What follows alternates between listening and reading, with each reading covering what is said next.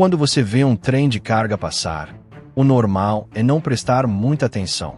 Cancelas abaixadas, carros parados, uma fila interminável de vagões cruzando lentamente na sua frente.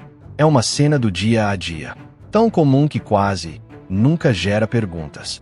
No entanto, por trás dessa passagem aparentemente rotineira, existe um problema técnico enorme que a ferrovia resolve todos os dias sem que ninguém perceba. Vamos falar do tamanho real do que você está vendo. Um trem de carga moderno pode ultrapassar facilmente 10.000 toneladas. Isso inclui vagões cheios de matérias-primas, contêineres, aço, combustíveis e produtos industriais. Todo esse peso se move como um único corpo, empurrado e controlado por uma locomotiva posicionada na frente. Uma única máquina. A locomotiva, por si só, pesa cerca de 160 toneladas. É grande, sim, mas nada comparado à massa que arrasta atrás de si. Mesmo assim, avança de forma constante, sem solavancos, sem que as rodas percam aderência, sem parar no meio do caminho.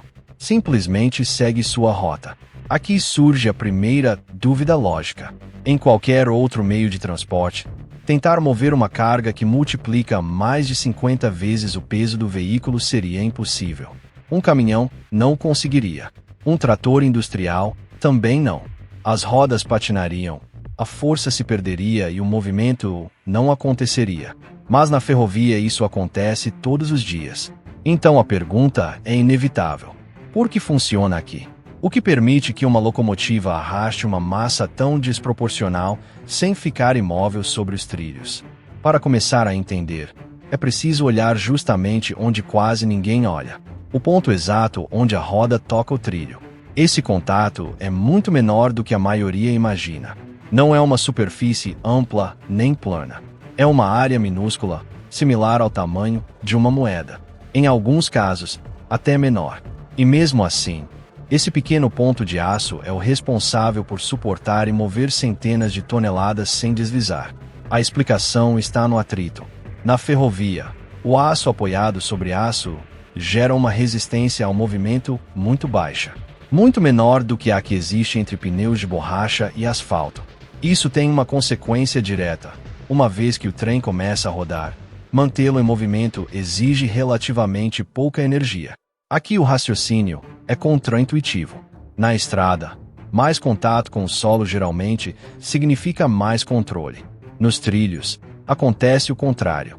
Menos contato implica menos resistência. Rodas duras, trilhos lisos e uma área mínima onde ambos se encontram. O resultado é que um trem, quando já está em movimento, desliza com facilidade. Não precisa lutar constantemente contra o solo. Conserva seu movimento com uma eficiência surpreendente. Esse princípio explica por que já foram vistas demonstrações em que veículos aparentemente modestos conseguem arrastar filas completas de vagões. Não porque o veículo tenha uma força extraordinária, mas porque os vagões sobre trilhos oferecem muito pouca oposição ao avanço. Tentar o mesmo com pneus de borracha sobre asfalto não funcionaria nem por alguns segundos. Mas essa vantagem tem um limite muito claro: o momento de arrancar. Quando o trem está parado, cada roda fica grudada ao trilho pelo atrito estático. É a mesma força que dificulta mover um objeto pesado a partir do repouso. O primeiro instante é sempre o mais exigente. Em um trem de milhares de toneladas, esse instante se torna o maior desafio. É aqui que o peso da locomotiva deixa de ser um problema e passa a ser uma ferramenta. Toda essa massa está concentrada diretamente sobre as rodas motrizes. 12 rodas suportando dezenas de milhares de quilos cada uma, pressionando com força sobre esses pequenos pontos de contato. Essa pressão cria aderência. É o que permite que a força do motor seja transferida para o trilho sem que as rodas patinem. Ainda assim, mesmo com esse peso, tentar mover todo o trem ao mesmo tempo seria impossível. A física não permitiria. As rodas perderiam aderência e o comboio não avançaria nem 1 metro. E é neste ponto que entra em jogo um componente pouco conhecido, oculto a olho nu, mas absolutamente decisivo. Um elemento que não elimina as leis da física, mas muda a forma como o trem as enfrenta. É aí que se começa a entender por que esse sistema funciona há mais de um século. Isso está só começando. Se você gosta desse tipo de conteúdo, se inscreva, deixa o like e comenta, porque o que vem depois explica como esse problema é resolvido na prática. A próxima mudança não está relacionada ao tamanho do motor, nem à quantidade de combustível que a locomotiva consome. Está na forma como essa energia se transforma e chega, finalmente, às rodas. Durante décadas, esse processo foi o principal limite do desempenho ferroviário. Em uma locomotiva diesel-elétrica, o motor não impulsiona diretamente os eixos. Sua função é gerar eletricidade. Essa energia alimenta os motores montados em cada eixo motriz. São esses motores que convertem a eletricidade em movimento real sobre o trilho. Durante muitos anos, esse sistema teve uma limitação clara. Os motores de corrente contínua, utilizados durante grande parte do século XX, não conseguiam aproveitar toda a potência disponível. Uma parte importante se perdia em forma de calor, controle impreciso ou limitações eletrônicas. Em termos simples, apenas uma fração do esforço do motor principal chegava efetivamente às rodas. Isso significava algo muito concreto. Mesmo que a locomotiva tivesse peso suficiente e um bom sistema para arrancar o trem de forma progressiva, a quantidade de força que podia aplicar era limitada. Para mover trens mais pesados, a única solução era adicionar mais locomotivas. Com o tempo, isso mudou. A chegada dos motores de corrente alternada marcou uma diferença profunda. Não foi um salto espetacular visível de fora, mas sim uma transformação decisiva no interior da máquina. Esses motores permitem um controle muito mais preciso do esforço aplicado em cada eixo, mesmo em velocidades muito baixas. A diferença é notável. Enquanto os sistemas antigos conseguiam aproveitar cerca de 70% da potência disponível, os projetos modernos superam amplamente essa marca. Mais energia útil chega às rodas, mais força disponível, sem necessidade de aumentar o tamanho nem o peso da locomotiva. Isso tem um efeito direto sobre a capacidade de tração. Uma locomotiva moderna pode mover cargas que antes exigiam 2, 3 ou até mais unidades trabalhando juntas. Não porque seja maior, mas porque utiliza melhor cada quilowatt que produz. O resultado é um sistema mais eficiente, mais controlável e mais previsível. Esse controle fino também reduz outro problema clássico da ferrovia: o deslizamento das rodas. Quando uma roda perde aderência, a força é desperdiçada e o desgaste aumenta. Os sistemas modernos detectam esse início de deslizamento em milissegundos e ajustam o esforço de forma imediata. Não há solavancos. Não há perdas bruscas de tração. O sistema corrige antes que o problema seja visível. Isso permite que a locomotiva opere sempre perto do seu limite ótimo. Aproveita ao máximo seu peso, sua aderência e sua capacidade elétrica sem forçar o conjunto. É um equilíbrio constante entre força disponível e aderência real. É aqui que tudo começa a se encaixar. A baixa resistência ao rodar permite mover grandes massas uma vez em movimento. O peso concentrado garante aderência suficiente. A partida progressiva evita enfrentar toda a carga ao mesmo tempo. E o sistema elétrico moderno garante que a energia se transforme em esforço útil com a maior eficiência possível. Nada disso funciona separadamente. Cada elemento depende do outro. Se um falha, o conjunto perde sentido. Não adiantaria nada um motor potente sem controle preciso.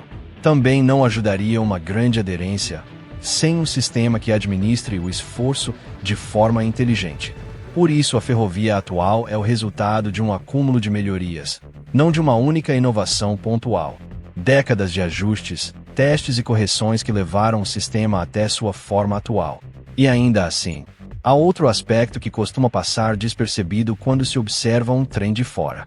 Um fator que não tem a ver com a máquina, nem com os trilhos, nem mesmo com a carga. Tem a ver com o terreno. Porque mover milhares de toneladas em uma reta é uma coisa. Fazer isso quando a via deixa de ser completamente plana é outra história. Até agora, tudo o que descrevemos funciona de maneira ideal em um cenário específico. Uma via reta e praticamente horizontal. Nessas condições, o trem aproveita ao máximo cada vantagem acumulada. Mas a ferrovia não opera em um mundo perfeito. O terreno muda, e com ele, mudam as regras. Uma inclinação leve, quase imperceptível a olho nu, pode alterar completamente o equilíbrio do sistema. Na estrada, uma subida suave mal se nota. Na ferrovia, mesmo uma inclinação mínima introduz uma resistência adicional constante que a locomotiva precisa vencer durante toda a subida. A razão é simples. O peso do trem é enorme, e a gravidade atua sobre cada tonelada. Diferente da partida, onde a resistência é superada uma única vez, em uma rampa o esforço é contínuo. Não basta colocar o trem em movimento. É preciso mantê-lo avançando contra essa força por quilômetros. Neste ponto, a capacidade de tração deixa de ser um número teórico e se torna um limite real. Cada locomotiva tem uma força máxima que pode aplicar de forma sustentada. Se a rampa exige mais do que ela pode entregar, o trem desacelera. Se a diferença for maior, ele para. Por isso, as linhas ferroviárias são projetadas com rampas extremamente suaves. Onde uma rodovia pode se dar ao luxo de subidas acentuadas, a ferrovia não pode. Os traçados buscam contornar montanhas, seguir vales, perfurar túneis e construir longos viadutos para evitar inclinações excessivas. Ainda assim, nem sempre é possível eliminá-las completamente.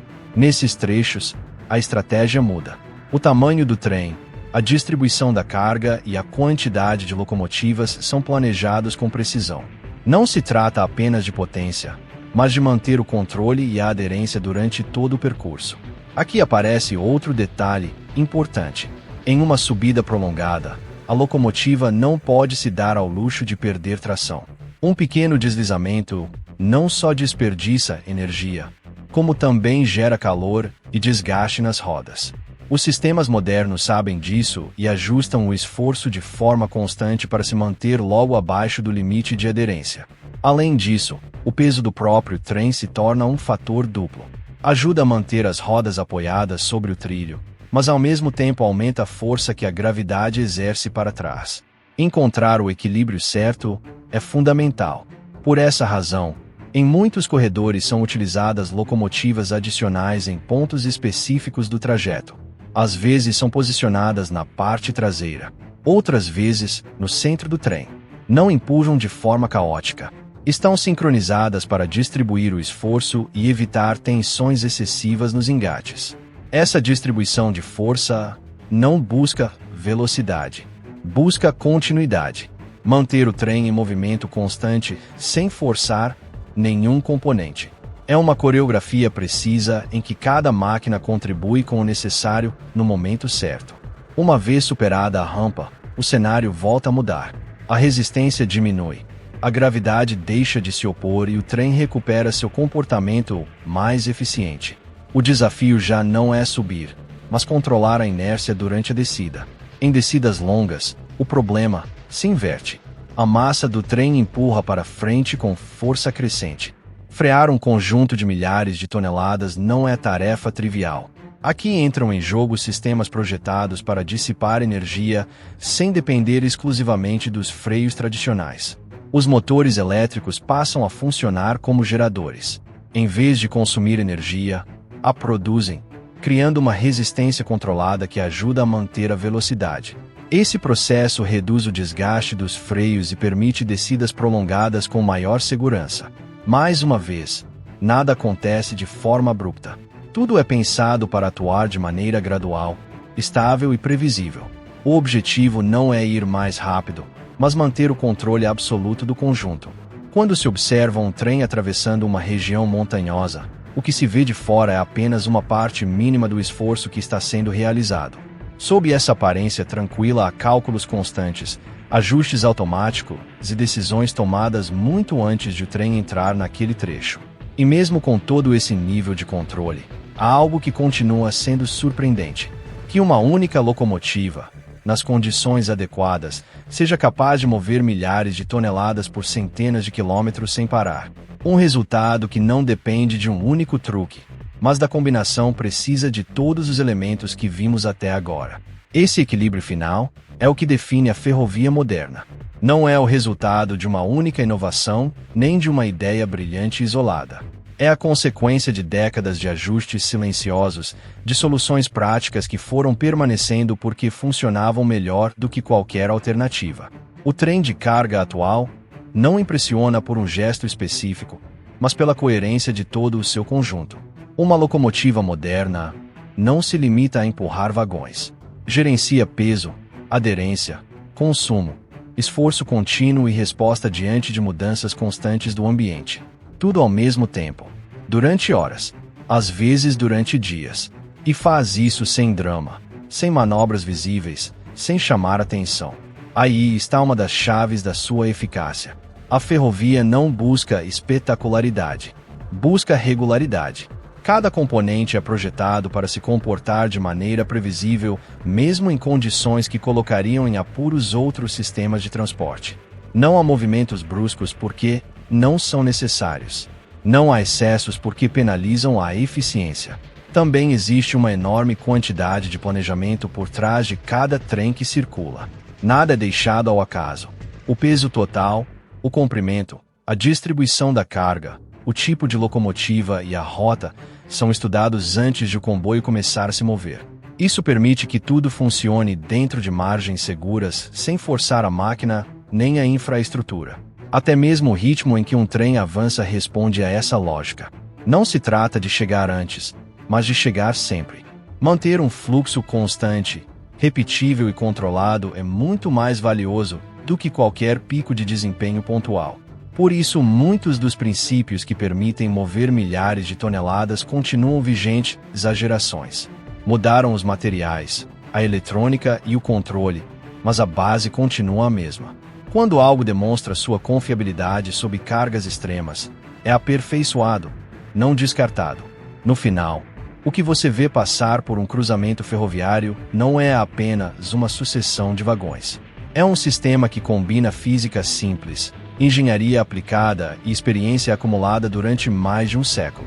Tudo funcionando ao mesmo tempo, sem fazer barulho desnecessário. E se você chegou até aqui, é porque se interessa em entender como as coisas realmente funcionam. Este canal existe exatamente para isso. Para explicar com calma, sem exageros e sem simplificar demais assuntos que quase ninguém para analisar. Se esse tipo de conteúdo te agrada, se inscreve, deixa o like e comenta. Somos um dos poucos canais que dedicam tempo para fazer esses vídeos do jeito que eles merecem. E seu apoio é o que nos permite continuar fazendo isso. Nos vemos no próximo vídeo.